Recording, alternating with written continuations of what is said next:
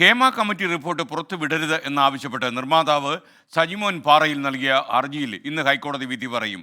Justice V G അരുണാണ് വിധി പറയുക. വിശദാംശങ്ങളുമായി ശ്രീകാന്ത് വീണ്ടും ചേരുന്നു കൊച്ചിയിൽ നിന്ന്. ശ്രീകാന്ത്, വിവരങ്ങൾ.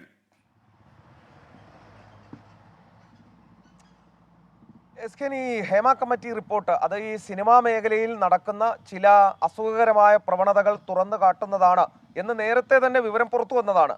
ഇതിൽ പക്ഷേ ഉള്ളടക്കം എന്ത് എന്ന് സംബന്ധിച്ച് ആർക്കും യാതൊരു വ്യക്തതയും ഉണ്ടായിരുന്നില്ല. അതിലൊരു വിവരാവകാശം കൊടുത്തു. വിവരാവകാശ കമ്മീഷണർ അത് കൈമാറാനും പറഞ്ഞു. പക്ഷേ അത് കൈമാറരുത് എന്നാവശ്യപ്പെട്ട ഒരു ഹർജി ഹൈക്കോടതിയുടെ പരിഗണനയിൽ വന്നു. അതിലാണ് ഇന്ന് വിധി പറയാൻ പോകുന്നത്. 2 മണിക്ക് ജസ്റ്റിസ് വി ജി അരുണിന്റെ ബെഞ്ച് വിധി പറയും. അതായത് ചലച്ചിത്ര നിർമ്മാതാവ് സജിമോൻ പാറയിൽ നൽകിയ ഹർജിയിലാണ് വിധി പറയുന്നത്. വിശദമായ വാദം കേട്ടിട്ടുണ്ട്. ഹർജിയിൽ WCC വനിതാ കമ്മീഷൻ തുടങ്ങിയവരെ കക്ഷി ചേർത്തിരുന്നു. ഇരുവരുടെയും വാദം കേട്ടിരുന്നു. റിപ്പോർട്ട് പുറത്തുവിടരുത് എന്നുള്ളതാണ് ഹർജിക്കാരൻ്റെ പ്രധാനപ്പെട്ട ആവശ്യം. പക്ഷേ ഇത് സംശയാസ്പദമാണ് എന്ന് WCC പറയുന്നു.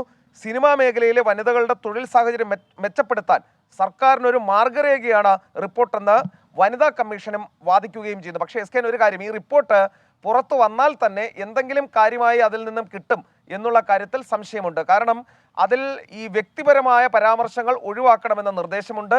വ്യക്തിപരമായി എന്തെങ്കിലും ആരെയെങ്കിലും വെളിപ്പെടുത്തുന്ന രീതിയിലുള്ള സൂചനകൾ പോലും അതിൽ നിന്നും ഒഴിവാക്കണം എന്നുള്ള നിർദ്ദേശവും വിവരാവകാശ കമ്മീഷൻ നൽകിയിട്ടുണ്ട്.